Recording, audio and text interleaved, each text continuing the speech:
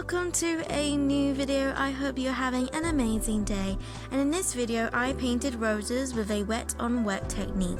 So I'm going to quickly go over the materials. I am using my Winsor & Newton watercolor brushes, my filbert brush in the size 2 and my round brushes in the sizes 3 and 5.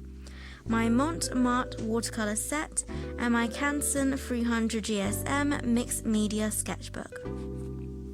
So in this video I tried a very different style from my previous watercolor rose tutorials where I drew every single petal and painted individual petals very carefully. This approach was much more loose, not overthinking it but letting it flow and trying to keep it quite light, as I normally like to go hot and heavy when painting, and so I wanted this to be more delicate.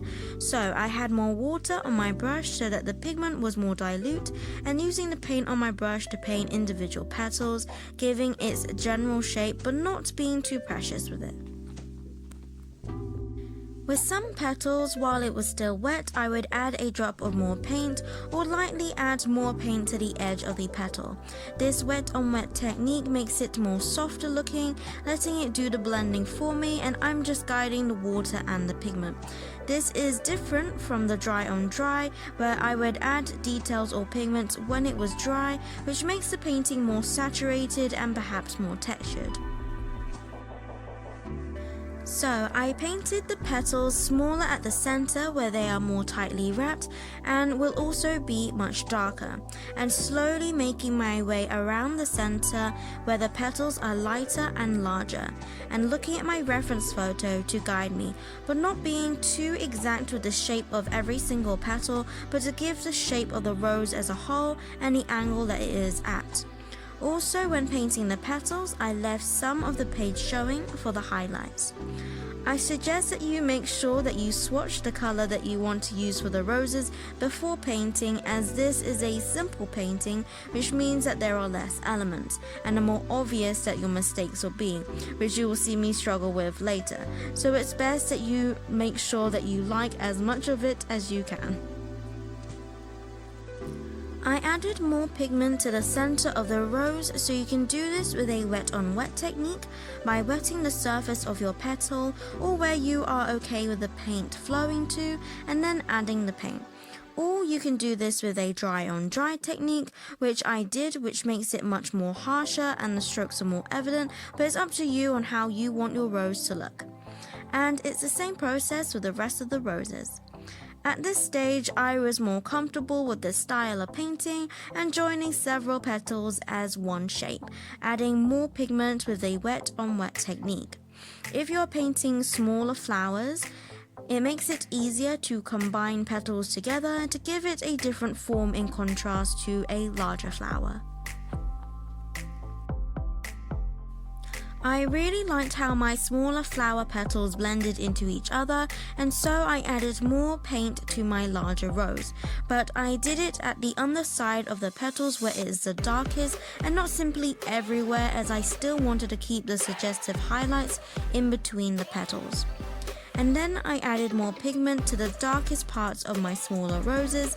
Even though the one on the right looks more like a carnation, I'm still really happy that they turned out looking like flowers at all, as I hadn't tried this looser technique of painting flowers. Then, for the stems and the leaves, I really love the color of this green. I mixed Viridian green, Prussian blue, sap green, and a little bit of burnt and raw umber. So with the stems and the leaves, depending on the angle of the rose, you can see the bud which holds the rose. And then along the stem, there are 3 leaves branching out, which you get with roses. So when you are painting flowers, it's also great if you can see what the shape of the leaves are, the petals. These little details can help build up that flower that you are painting. I chose to simplify my leaves, as I'm trying to practice simplifying things when painting with watercolors, as I've come to realize that simple more often than not is better, at least with me. Okay, I could have just left it there, I already was happy with it, but I thought, why don't I keep going? And this is why I try to keep it simple, as these 3 leaves were a mistake. And so after doing it, I was determined to fix it so that I wouldn't then ruin this painting. The leaves were way too big and unnecessary, and they just looked odd and out of place. And so the emergency fix me up started. I tried removing as much pigment as I could with water and then soaking the pigment with a kitchen towel. Added more pigment to my other rose to comfort myself that the other parts of my painting is not ruined, and then I proceeded to fix my mistake. If you can't remove it, then fix it so it looks like you meant to do it. And so I thought that if there were more leaves sprouting from the bottom, then it wouldn't be as noticeable. But I still wanted my 3 roses to stand out. So I made a few more stems and leaves, but they were much lighter. Then, because there was still this smudge of green, I made light uneven washes of green along the bottom to even it out. All of this to distract from the random leaves at the bottom left. And I think I got away with it. Then, with my new stem, I added a newly blooming bud as a different scale dynamic to the rest of my roses, as it's good to have a range depending on what you're going for. Then I added more pigment from the stems, so my wash suggests some distant grass or other greenery, and then we are done.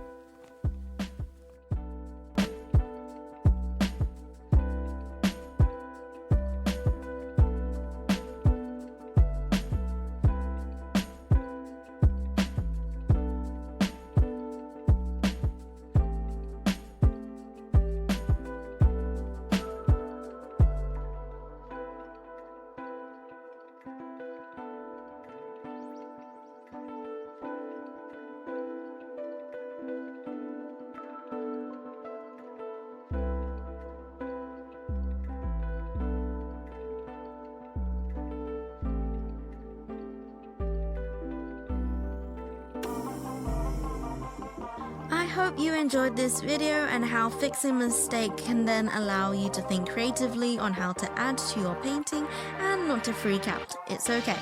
So, thank you so much for watching. God bless, and I'll see you later.